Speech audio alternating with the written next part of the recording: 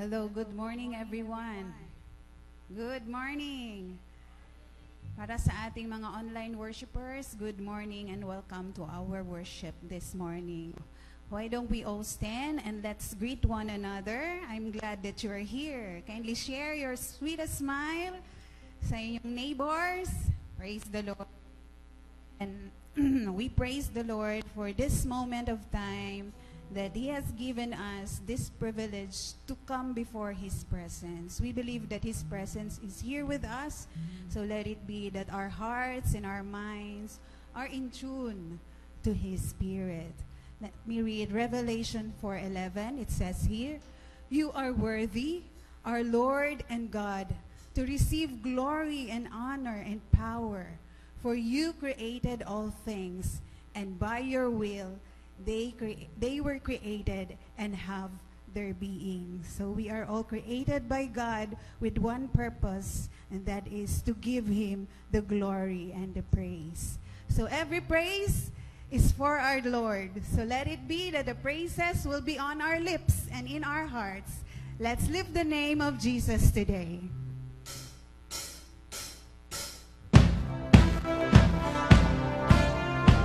Let's use our whole being as we worship the Lord.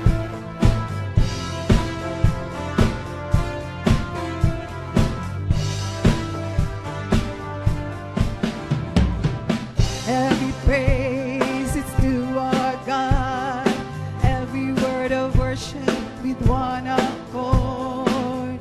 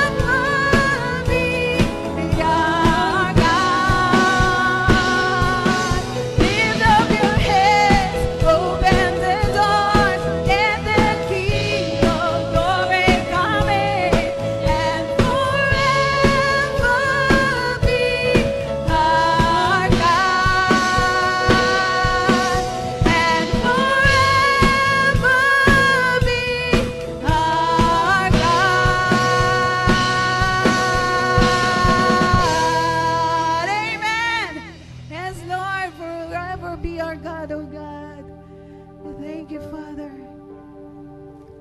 Your glory, Lord, fills this place, Father God. We worship you, Lord Jesus.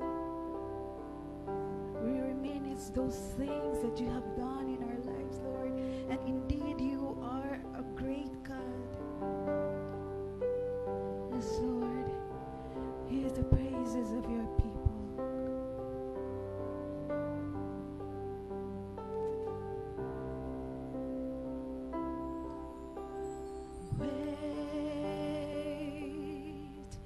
Is the Lord and most worthy of praise. The city of our God, the holy place. The joy of the whole earth. Great is the Lord. Great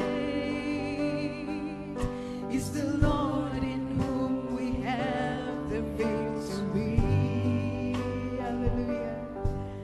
He hastens against the enemy.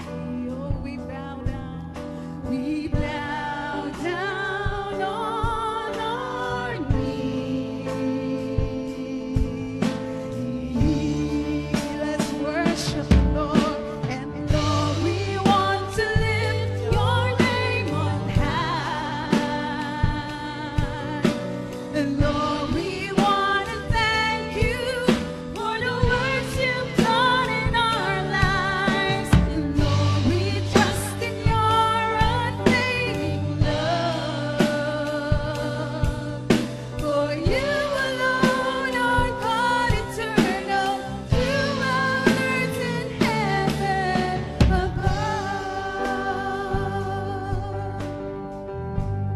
Let's sing it once again. Great is the Lord and most worthy of praise. Come on, pour out your thanksgiving to God. Yes, Lord. Without you, Lord, we are nothing. Your unfailing love is always there, oh God. Joy of the whole earth.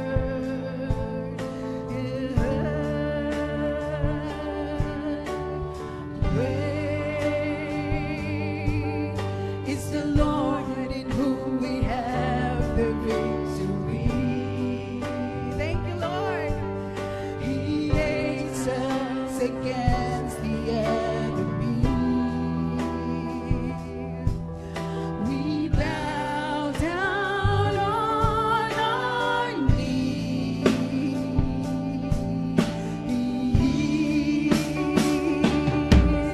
And Lord, we want to lift your name on high. Lord, we want to thank you for the works you've done in our lives. And Lord, we trust in your unfailing love. For you alone are God eternal, throughout earth and heaven above. And Lord, we want to lift your name on high. And Lord, we want to thank you for the works you've done in our lives. And Lord, we trust in your unfailing love. For you alone are God eternal, throughout earth and heaven above. Yes, Lord. We are here, Father, celebrating your goodness, Lord God. We pour out our thanksgiving to you, Lord Jesus, because you are so good. I love you, Lord. Oh, your mercy never fails me. All my days have been held in your hands. From the moment that I wake up until I lay my head, I will sing of the goodness of God. All my life you have been faithful, amen. All my life you have been so good. With every breath that I am able, I will sing of the goodness of God. I love your voice. You have led me through the fire. In darkest night, you were close like no other. Ooh, known you as a father, I've known you as a friend. I have been in the goodness. Let's worship him. All my life you have been faithful. The Lord has been so good to us. All my life you have been so good.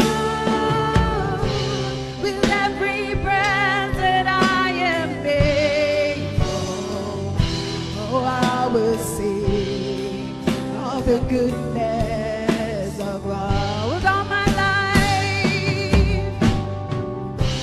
and all my life you have been faithful. Lord, all my life you have been so good. With every breath that I am able, I will sing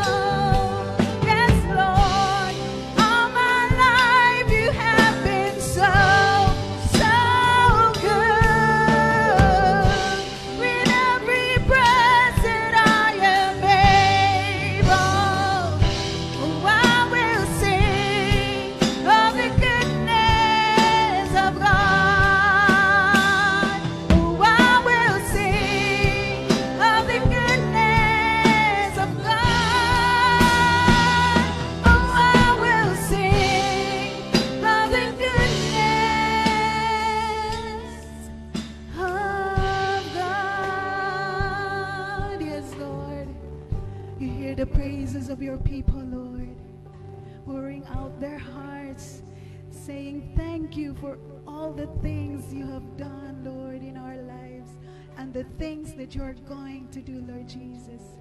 We give you praise, Lord. This praises is for you alone, Lord Jesus. You are worthy to be praised, Father God. Thank you, Lord, for giving us this privilege, that your name will be lifted up in this place, Father God. Accept the worship of your people, Lord. Bless, Lord, your servant who is going to share your word today.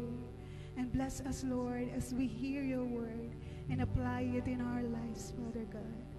All glory and honor is for you alone. In Jesus' name we pray. Amen and amen. Let's offer a clap of praise to our living God. Amen. Tunay nga na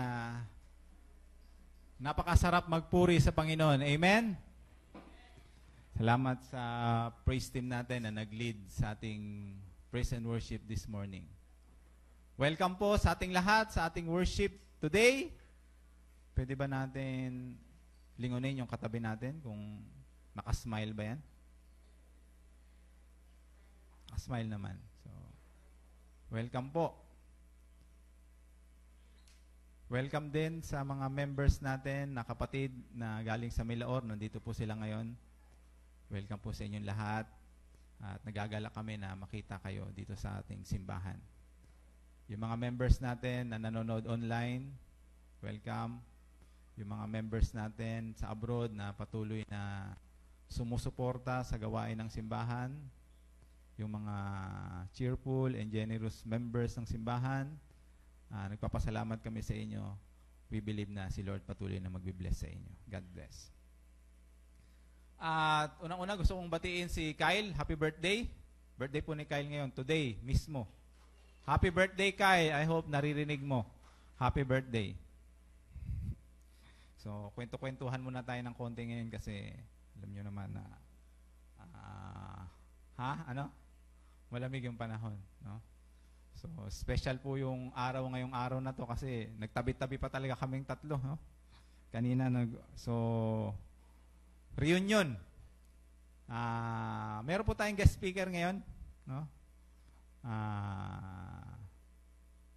I-introduce ko si unang-una kami nakita noong 2015 sa Michelson Alliance Bible College natin, no? Tinawag kami ni Lord para magturo sa isang Bible school 2015. That time si Pastor Dennis is sophomore na at yung speaker natin si Pastor Jason is freshman that time, no? At itong dalawang pastor na to ay nagkasama pa talaga sila sa isang room. So, roommate sila sa Bible school, no? So alam na nila ang isa't isa, yung mga sikreto nilang mga malalagim, no? So roommate, no? Tagal sila nagsama sa Bible school, no? And excited ako dahil nagkataon pa talaga na dito nag-church si Pastor Dennis kasi baka po dun sa Milaor, kaya yung mga ibang members natin nandito po sila. So kita-kita kami. Dati nasa Michelson lang, ngayon sama-sama kami dito sa Camarines Sur, no? Para gawin ang ministry ni Lord.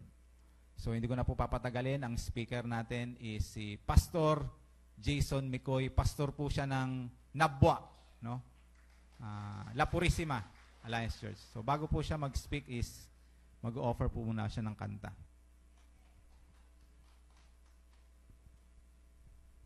Okay, thank you, sir. I think kung hindi siguro ako nagpastor, hindi ako makarating dito. At hindi niyo ako makikita, no. But thanks the Lord sa kanyang calling sa aking buhay. Salamat sa Panginoon na siya ay nagpili sa akin maglingkod, no. And thank you. It's my first time, no, na nag-church dito. And thank you, sir, sa pag-introduce.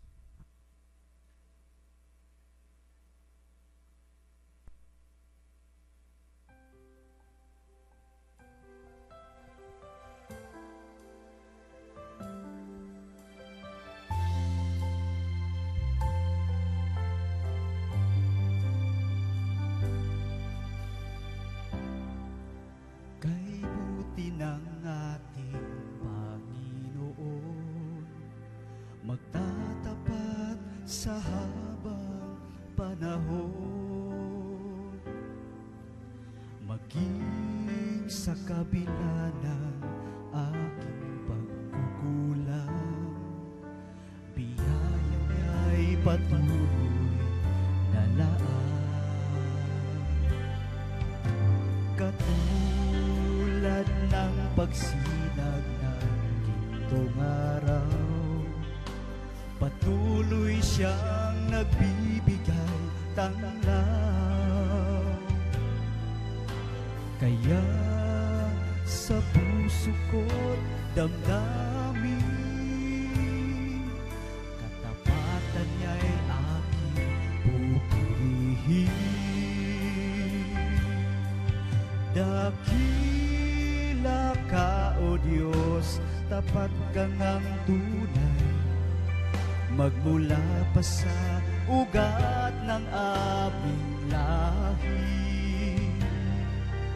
Mundo'y magunaw man, maaasahan kang lagi, maging hanggang wakas nitong buhay.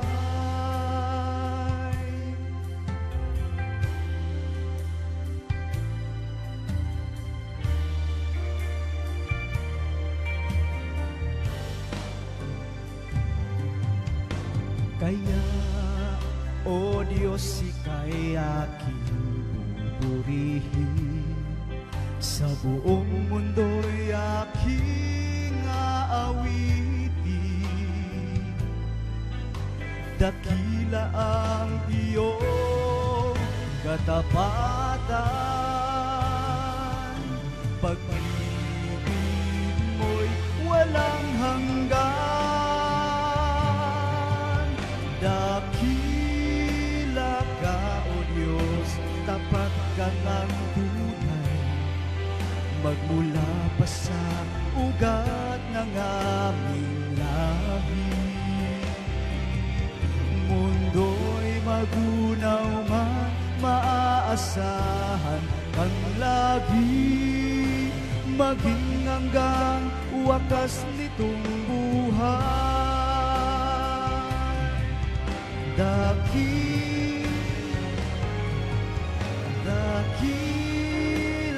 ka, O Diyos, sa habang panahon, katapatan mo'y matibay na sandigan. Sa bawat bigati, tagumpay man ay naroon, daluyan ng pag-asa kung kailan ay hinahon. Pag-ibig mo'y alay sa amin, noon hanggang ngayon. Dakila ka, dakila ka,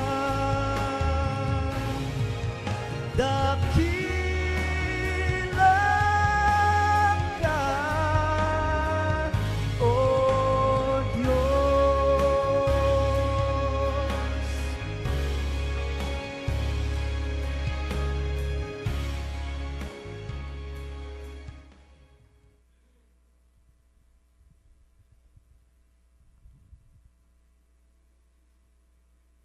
Okay. We thank the Lord sa kanyang kabutihan at katapatan sa aking buhay. And once again, good morning sa ating lahat. God is good. And all the time, God is good. Ang ating Panginoon ay mabuti sa ating mga buhay. Pero kung tayo ay tatanungin, tayo ba ay naging mabuti sa harap ng Panginoon? Kasi minsan, always natin sinasabi that God is good no? Lagi na lang ang Panginoon ay mabuti sa ating mga buhay, pero ang tanong, tayo ba ay nagiging mabuti din sa Kanya? So, ako ay nagpapasalamat sa Panginoon at binigyan niya ako ng opportunity ngayon na makapag-share ng salita, no?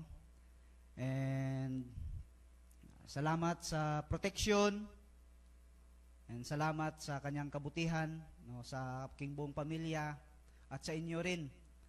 Naging tapat ang Panginoon sa ating mga buhay. And salamat sa kay Sir sa pag-invite sa akin, no.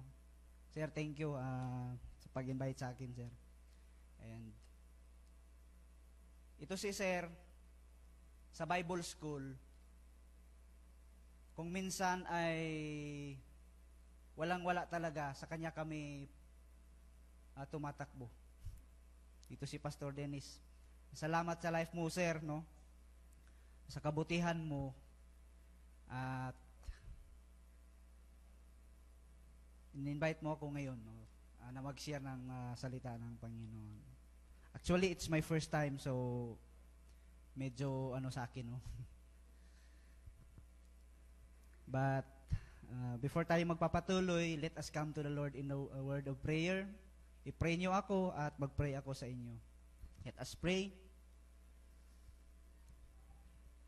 Lord, we are so thankful dahil ikaw ay naging mabuti sa aming mga buhay, Panginoon. We magnify, we glorify your name, Panginoon, sa umagang ito. Salamat, Panginoon, sa pagtitipon namin ngayong umaga. We thank you, Lord, for how you move, how you bless us, how you took care of us, Panginoon. Salamat, Lord God, sa lahat ng mga bagay na ginawa mo sa aming mga buhay at patuloy mo pang gagawin, Panginoon, sa aming mga buhay. Alam namin, Panginoon, na kailanman hindi mo kami pababayaan. Alam namin, Lord, na kailanman hindi mo kami iiwan, Panginoon. And Lord God, wala kaming dapat ipagmamalaki, Panginoon, kundi ang kabutihan mo, ang katapatan mo, ang kadakilaan mo, Lord, ang kabutihan mo sa aming mga buhay. Yun ang ipagmamalaki namin, Panginoon. And Lord God, we thank you, Lord God, for how you took care of us against temptation, against the work of the enemy, Panginoon, na patuloy, Panginoon, na i-discourage niya ang mga anak niya, Lord God. And Lord God, salamat, Panginoon, dahil ikaw ay laging andyan, Panginoon, para sa amin. And we thank you, Lord God, sa kabutihan mo, Panginoon. And we are gathered here, O God, to worship you in spirit and in truth, Lord God. Bless the pastors of this church, Panginoon. And bless all the members, Lord, ng church na ito na patuloy po na maglilingkod sa iyo, Panginoon. Alam namin na mahirap ang buhay Kristiyano. But Lord, mas mahirap, Panginoon, ang buhay na hindi nananampalataya at nakilala ang Panginoon sa buhay niya.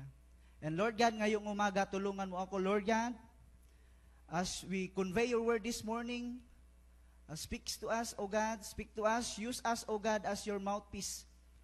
And Lord God, na ma-explain ng maayos, Lord, ma-share ang iyong salita sa mga anak mo na nakikinig ngayon, O God. Bless us together, O God, in Jesus' mighty name. Amen and amen.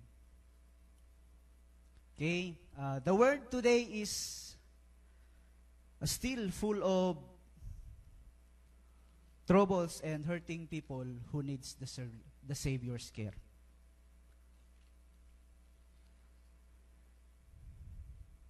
Tragedy, war, famine, death, and family problems, no? And last week,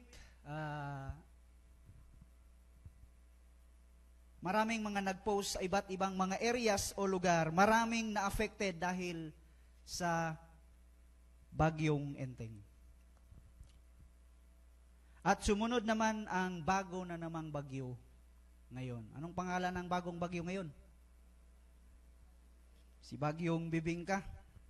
Matapang to kasi taga-Sorsogon. Maraming binawian ng buhay.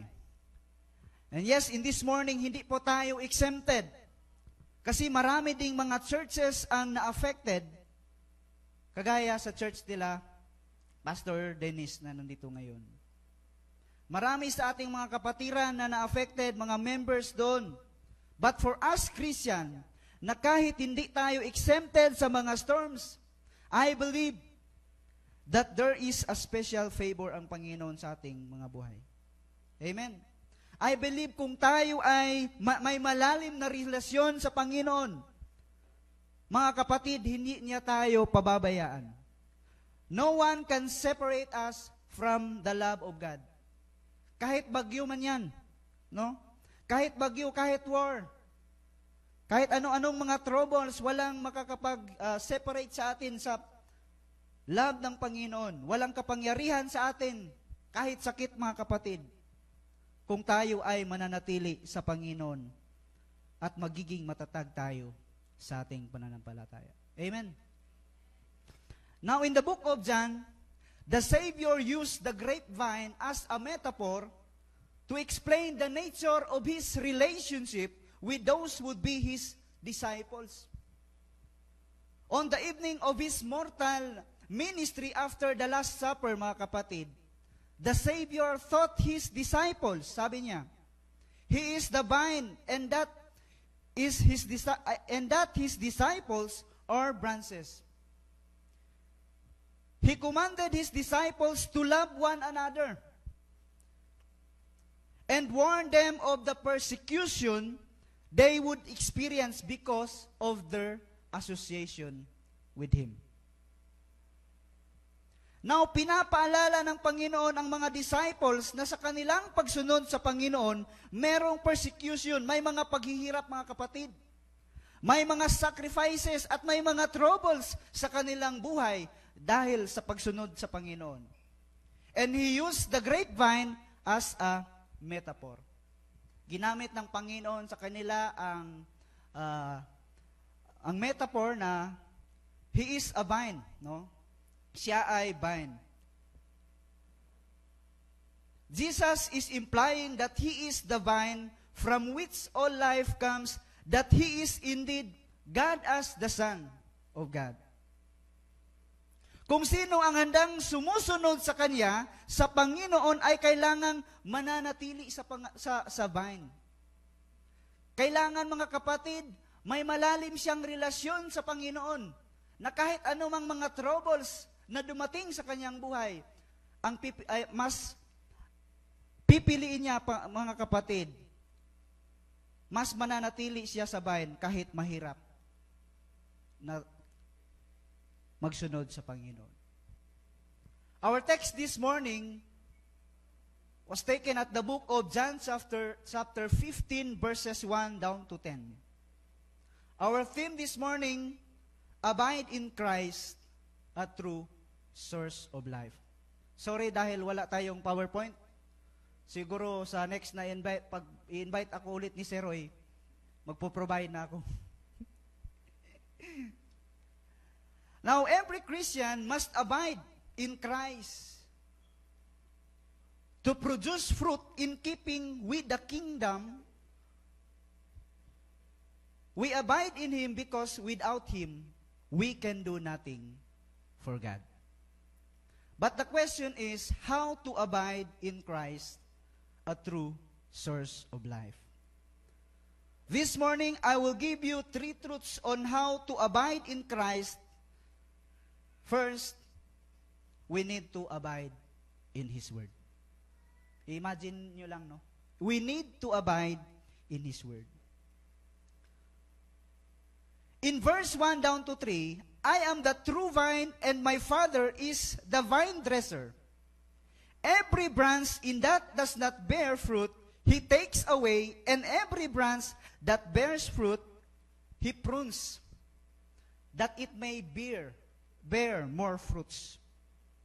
You are already clean because of the word which I have spoken to you. To abide in the Word of God is to live by its principles, practices, purposes, and promises, even when circumstances around us scream out that all is in vain, and allowing His Word to fill our minds, direct our wills, and transforms our affection. Now, in this passage, every branches has only 2 possibilities. Be cut off for lack of fruit. And ang pangalawa, be pruned or trimmed so one can bear more fruits. There is a positive and negative results. The negative is, He takes away every branches which does not bear fruits, and the positive is He prunes every full branch with bear fruits. May negative at may positive, no? May positive at negative. Sabi dito mga kapatid, inaalis niya ang bawat sangang hindi nagbubunga at kanya namang pinuputulan at nililinis ang bawat sangang nagbubunga upang magbunga pa ng lalong sagana. Now, kung hindi po tayo mag-abide sa kaniyang salita, mga kapatid, hindi tayo mananatili kahit alam natin that we are already clean.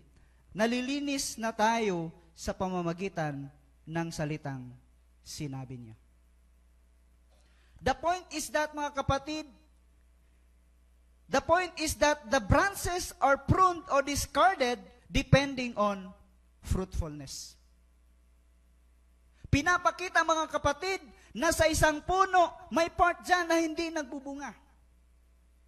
At may part din dyan sa ibang mga sanga na nagbubunga. Pero iisa lang na puno. Iisa lang sila konektado.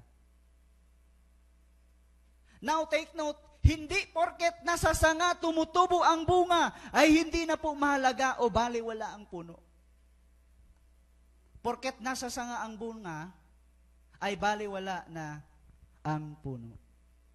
Kasi sabi ng Panginoon, apart from you, you can do nothing. Wala kayong magagawa, mga kapatid. Kung wala ang Panginoon, wala tayong magagawa.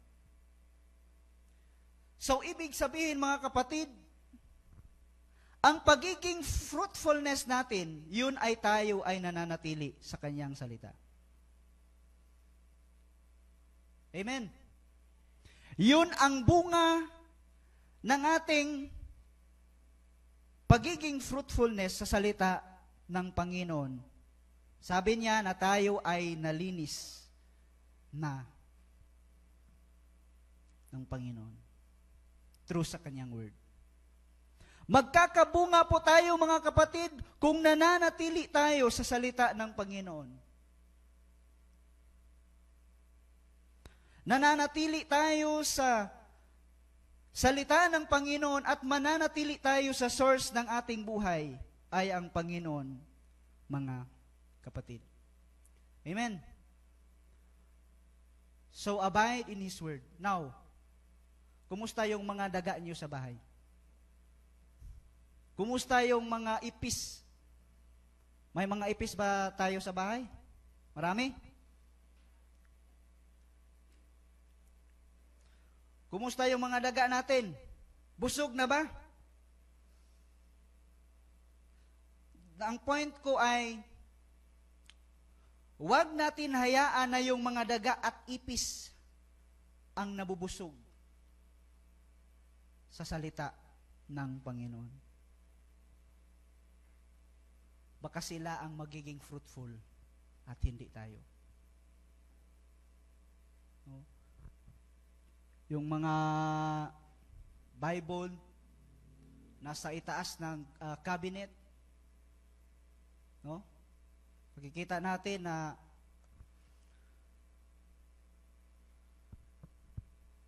kakalawang na.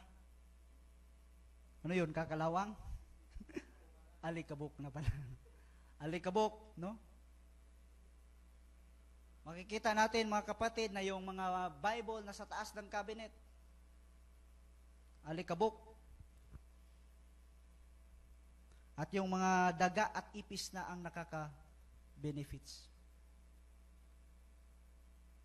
Sa time, mga kapatid, na may mga troubles,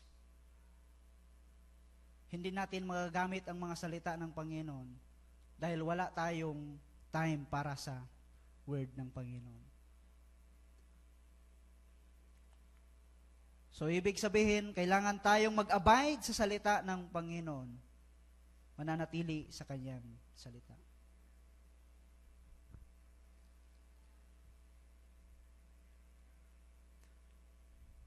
Itong mga sangang hindi nagbubunga mga kapatid, ito yung mga taong hindi nananatili sa Panginoon. Ito yung mga tao, mga kapatid, hindi nananatili sa salita ng Panginoon. Ito yung mga taong hindi marunong mag-forgive. Ito yung mga taong nagmamataas, ma-pride sa kanilang buhay. Ito yung mga taong hindi marunong maghintay kung ano ang plano ng Panginoon sa kanilang mga buhay. Ito yung mga taong hindi isabuhay ang salita ng Panginoon. At itong mga sangang nagbubunga, mga kapatid, ito yung mga taong faithful sa Panginoon. Ito yung mga taong dumadaan sa problema. Ito yung mga taong nalinis na ng salita ng Panginoon at nananatili sa Kanya sa salita ng Panginoon. Ito yung mga taong kayang magtiis kahit ano yung mga discouragement, anong mga pagsubok sa buhay. Ito yung mga taong nagbubunga na kaya nilang mag-forgive. Ibig sabihin, may kaibahan sa ginawa ng gardener dito. Yung trim at pagputol. Ang paglinis, pinutol yung kahoy at yung binawasan lang yung dahon. Sa ating buhay, hindi dahil magaling ka, ayaw mo nang magpaturo. No. Kung saan na magaling ka, mas kailangan mo ang guidance. No? Kung saan na magaling ka, kasi minsan sa sarili natin, sabi natin, hindi ko na kailangan magpaturo, alam ko na yan. No? Kung saan mas nagiging fruitful tayo sa pagsaserve sa Panginoon, ibig sabihin, mas kailangan, mga kapatid, sa ating pag-serve sa Panginoon, dadaan tayo sa mga hirap para mas lalong pang magiging fruitful tayo. Amen? So ito yung mga taong nagtitiis kahit anong pagsubok, bagyo, hindi nagdi-discourage, mga kapatid, dahil nananatili sila sa salita ng Panginoon. Pangalawa,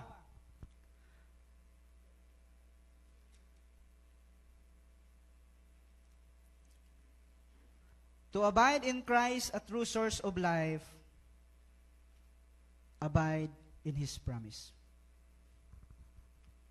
In verse 6 to 7, sabi dito, if you abide in me, and my words abide in you, yes, shall ask what ye will, and it shall be done unto you. And that is a promise of God, mga kapatid, for those who abide in Him, when we call on Him, and whatever we ask, and it shall be done for us. Yan po ang pangako ng Panginoon sa Kanyang mga disciples. Ang pangako niya, mga kapatid, na kung sino man ang mananatili sa Kanya at sa Kanyang salita, handa ang Panginoon na ibigay sa kanila kung sila ay nanatili sa Panginoon at mananatili sa Kanyang pangako.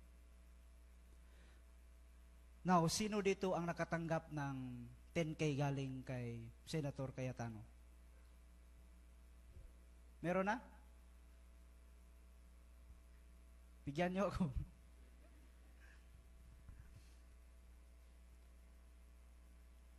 Minsan, marami sa atin nagstay sa pangako ng tao. Hindi tayo nagstay, nakafocus sa pangako ng Panginoon.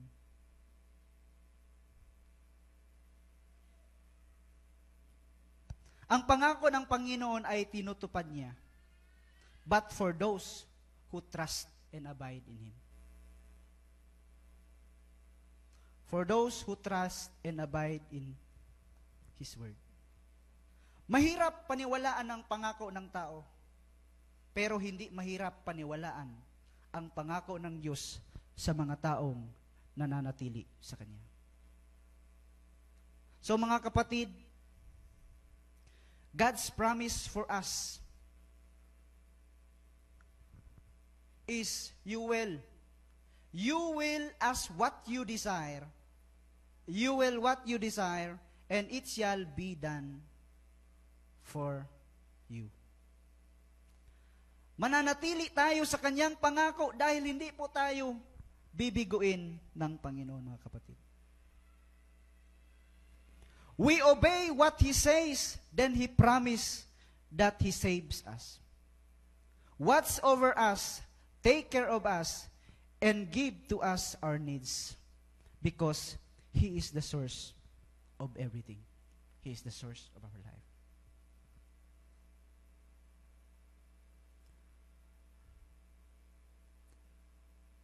Kahit anumang mga troubles, struggles, mga ating mga hinarap, mga kapatid, still, i-focus natin ang ating mga sarili sa pangako ng Panginoon sa ating mga buhay. To abide in Christ, third, a source of our life, abide in His love.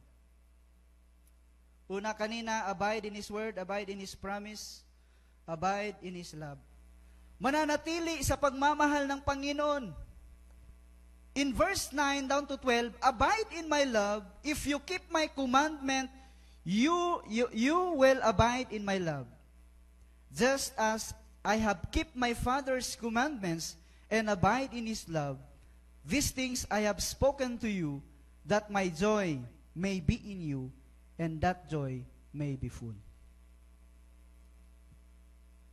In this passage, God wants us to be like Him.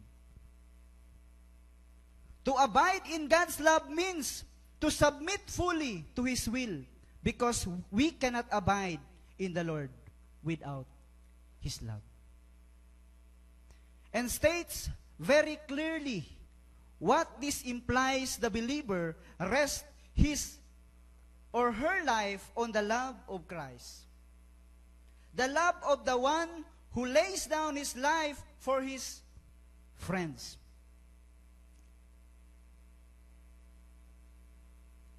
Hindi naging mabuti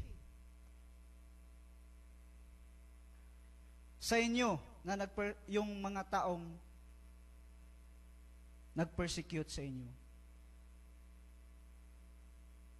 Nagiging masama sa inyo, maraming nagiging masama sa atin at hindi nagiging mabuti sa atin.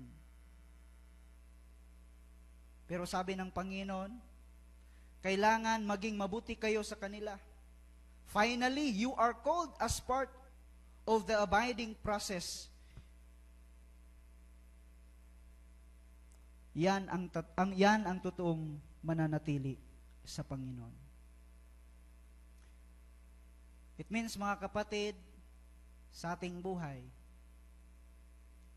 kahit mahirap mahalin yung mga taong hindi nagiging mabuti sa atin, kahit mahirap mahalin yung taong masasama sa atin, kailangan maging mabuti tayo sa kanila. Paano natin masasabi, mga kapatid, na nananatili tayo sa pagmamahal ng Panginoon kung hindi mananatili yung pagmamahal din natin sa iba? Michael Joseph says, once we learn how to abide in God's love, our feelings of jealousy, greed, and anger die a quick death.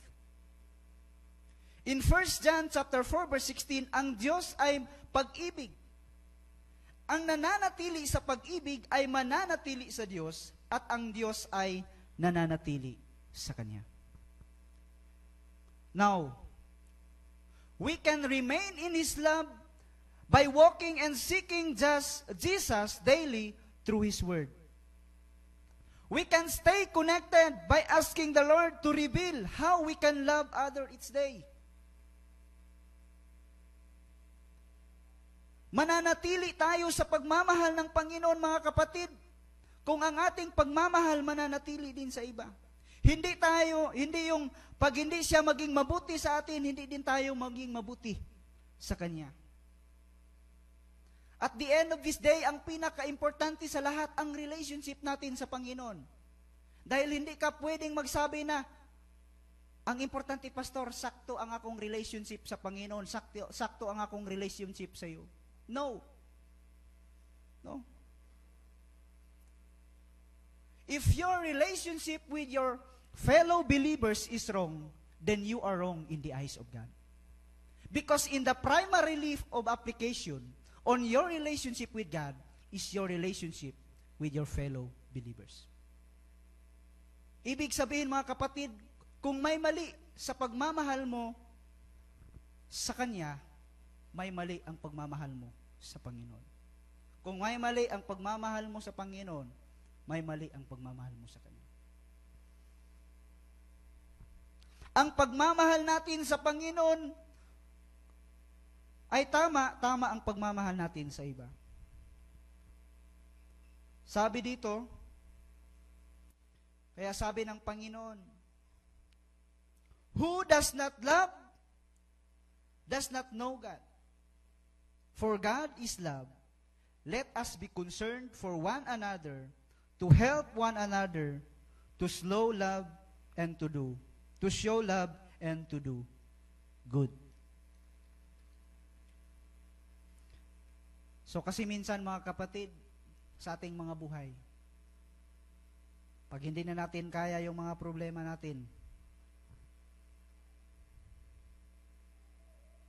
di tayo marunong mag-forgive,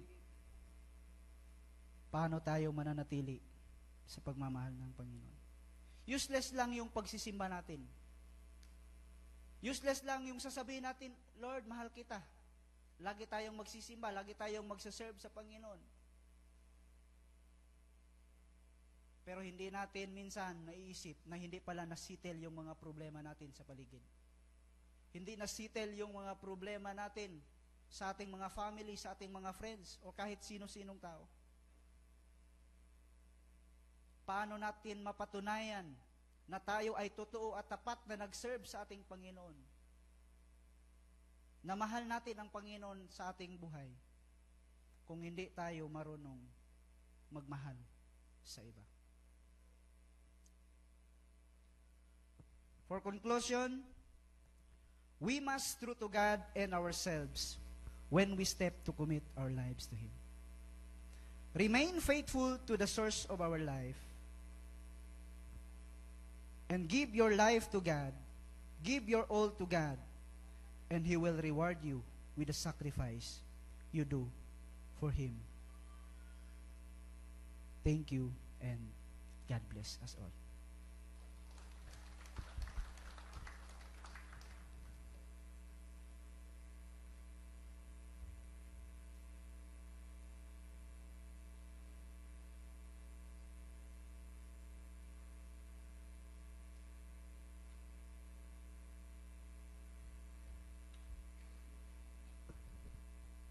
Hello.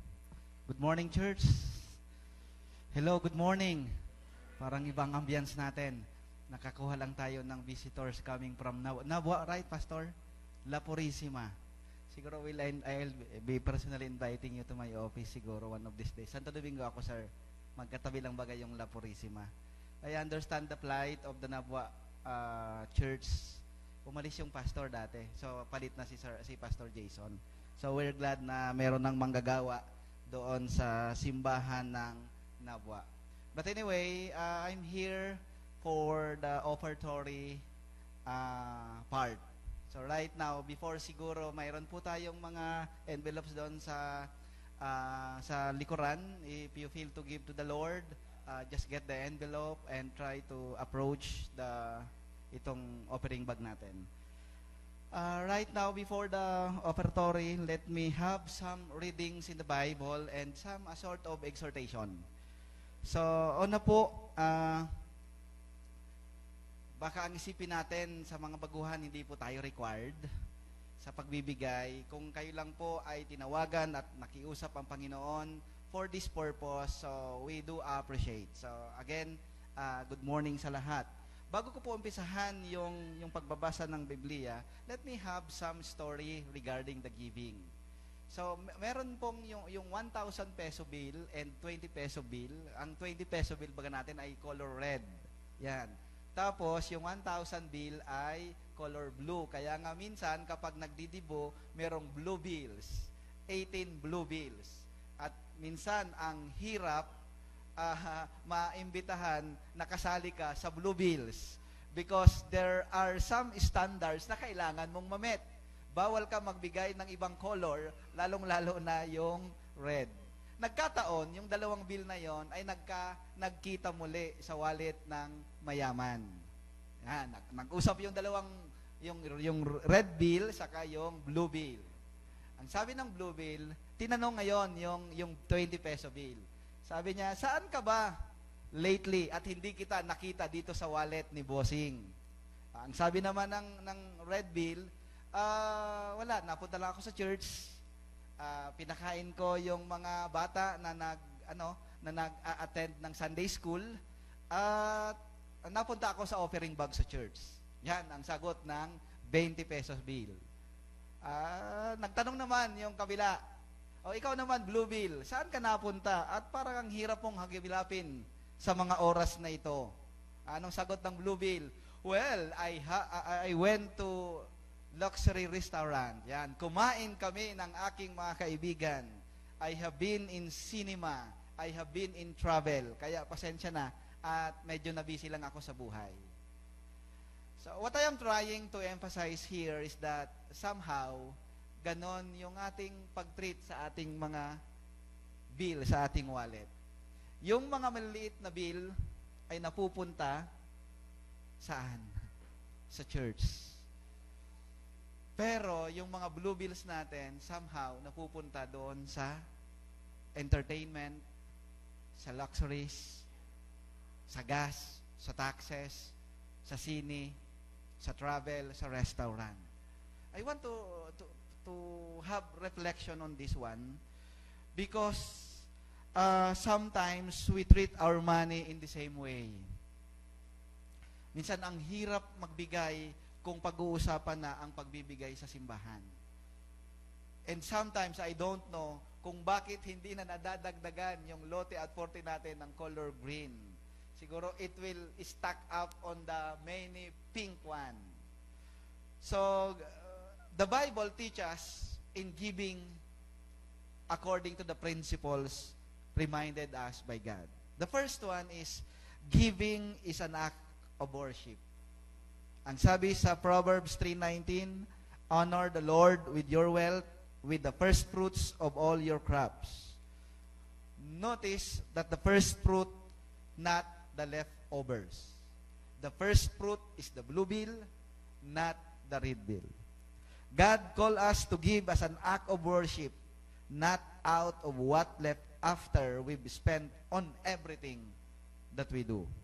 Just like we prioritize worshiping in Him, in prayer, in song, our giving should be from a heart that seek to honor God first. So, let us be a people who give our 1,000 bill rather than the 20 peso bill. The second principle is that giving is about trusting. Giving is about trusting. There was a man na nagpipray na, Lord, mataya ako ng loto bukas. Pag pinatama mo ako ng loto, I'll give 50% out of my winning money. Hindi nag-reply si Lord. Kinaumagahan, nag-draw lang yung loto, ang nangyari, hindi nanalo. Nag-pray ulit. Ang lalaking ito, Lord, this time, kapag ako ay nagtaya, magbibigay po ako ng 25% na lang kasi hindi mo, baka ayaw mo ng 50%. 25% ang ibibigay ko na mapapanalunan. Then the following day, hindi nanalo. Nag-pray ulit. Siguro ayaw mo, Lord, ng 25. Medyo, naghihinanakit na. Sige, Lord, I'll give 10% out of my winning money. Hindi pinatama. And finally, the Lord spoke to that person. Ang sabi niya, why not give your offerings, your giving out of what you have? So, ibig sabihin, my fellow brothers and sisters in Christ, giving isn't about waiting for a big windfall of blessings. Hindi tayo maaring magantay kung ano ang maibibigay sa atin ng Lord. Ang pagbibigay ay hindi paghahantay ng napakadaming blessings. Ang pagbibigay ay hindi maghihintay para makapagbigay tayo, kailangan tumama tayo sa loto. Ang pagbibigay ay hindi paghihintay na tayo dapat ay makabenta ng kanumang ating mga resources. Ang pagbibigay ay hindi maghahantay sa ating promotion. Ang pagbibigay ay hindi maghahantay sa ating blessings. Let us try to learn in giving out of what we have right now. Ang sabi ng bata, may nagbigay yung bata na lahat ng kanyang allowance ay binigay. Tinanong ng parent, bakit mo na binigay lahat ang allowance mo? Ano na ang magiging allowance mo for the next day? Ang sagot ng bata, I want to see our good God is smiling nang ako ay magbigay. So right now, brothers and sisters, join me in prayer in giving. Heavenly Father, we come before you with hearts full of gratitude of all the blessings given to us. You are the source of everything, and we acknowledge that all we possess belongs to you. Today, as we bring our giving in tithes, we do so in obedience and with joyful hearts, knowing that you love us in giving. Bless us, O Lord, and use them in advance in the furtherance of your kingdom, and help those in need. May our giving reflect our trust in your provisions, in our desire to honor you in all that we do. Help us to give sacrificially, generously, and faithfully, knowing that as we sow, you will provide abundantly for our needs. Thank you, Lord, for the opportunity to be a part of your work through our giving. Guide us to be good stewards of all that you have given, and may our tithes and offering bring glory and bring smile to your face. This is our prayer. In Jesus' name, amen.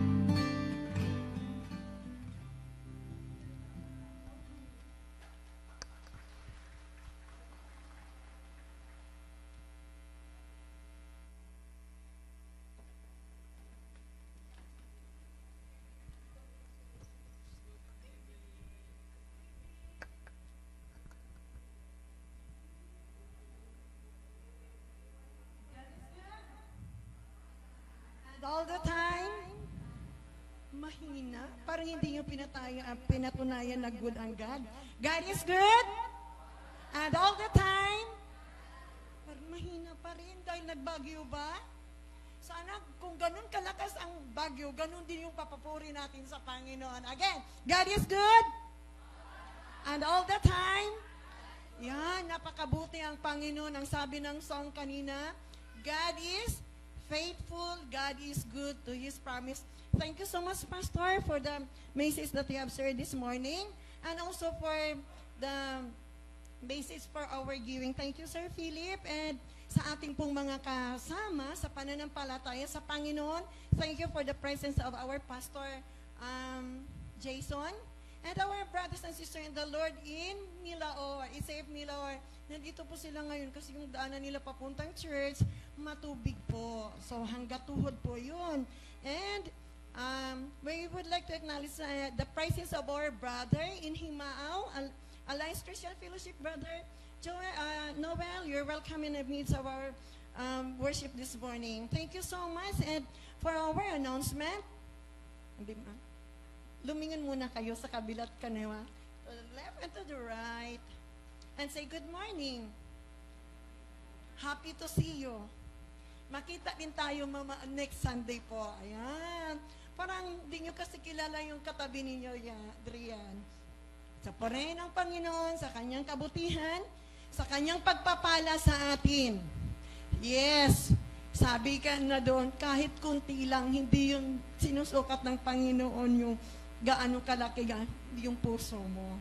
Ngayon po, patuloy pa rin po tayo sa ating Lot at 40. Ayun. So, marami nang naka-green, right? I hope na ikaw din sa sunod, hindi po sinusukat ng Panginoon gaano kalaki, gaano kaliit, kundi ang mula sa iyong puso. Ayan. Yung attitude mo sa iyong pagbibigay.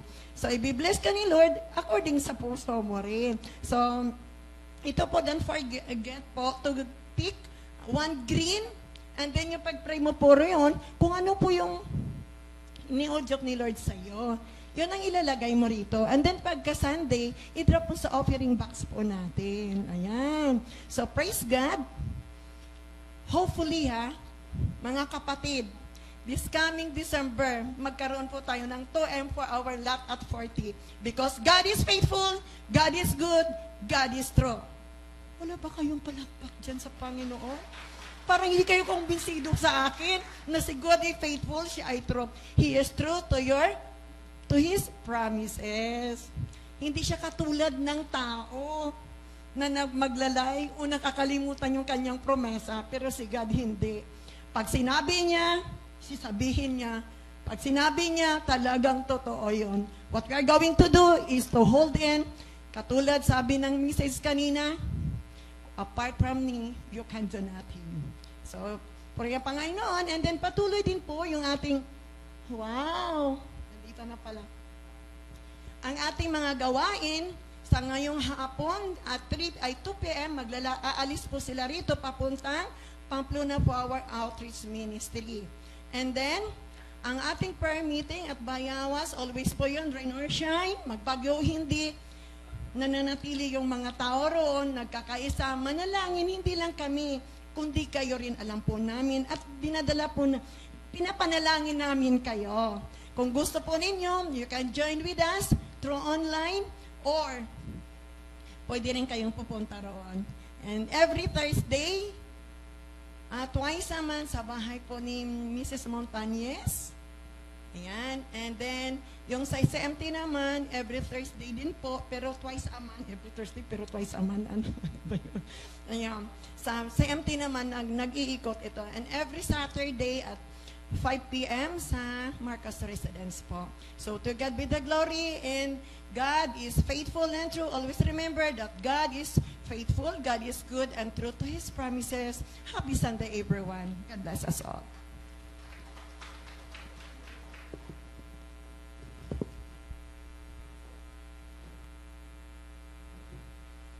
Praise the Lord. Let us all stand as we sing our closing song. Great is the Lord. Bigyan po natin ng glory and honor ang ating Diyos at entrust natin ang ating mga buhay for the next week na ating sasalubungin.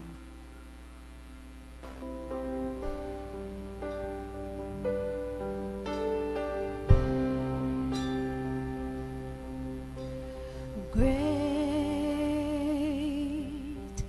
is the Lord and most worthy of praise. The city of our God, the holy place. The joy of the whole earth.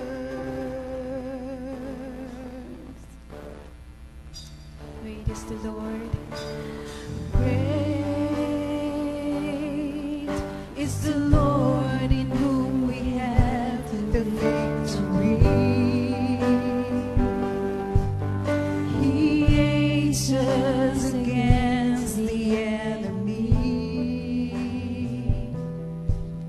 We bow down on our knees.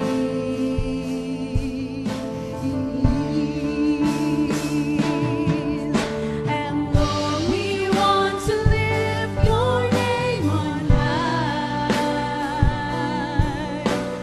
Lord, we want to thank you for the works you've done in our lives. And Lord, we trust in your unfailing love. For you alone are God eternal, true others in heaven above. Great is the Lord. Great is the Lord and most worthy of praise. The city of our God, the holy place. The joy of the whole earth.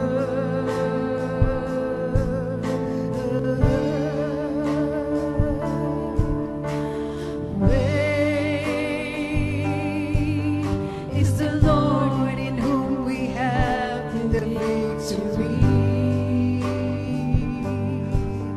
He aids us against the enemy. We bow down on our knees.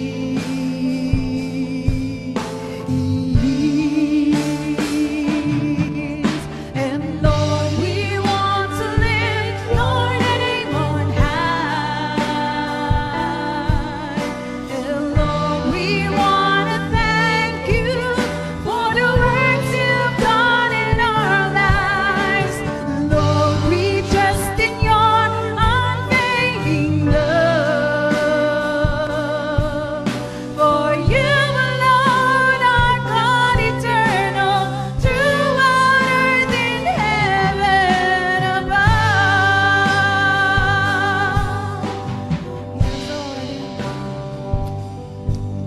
And Lord, we want to lift your name on high. And Lord, we want to thank you for the works you've done in our lives. Lord, we trust in your unfailing love. For you alone are God eternal, true on earth in heaven above.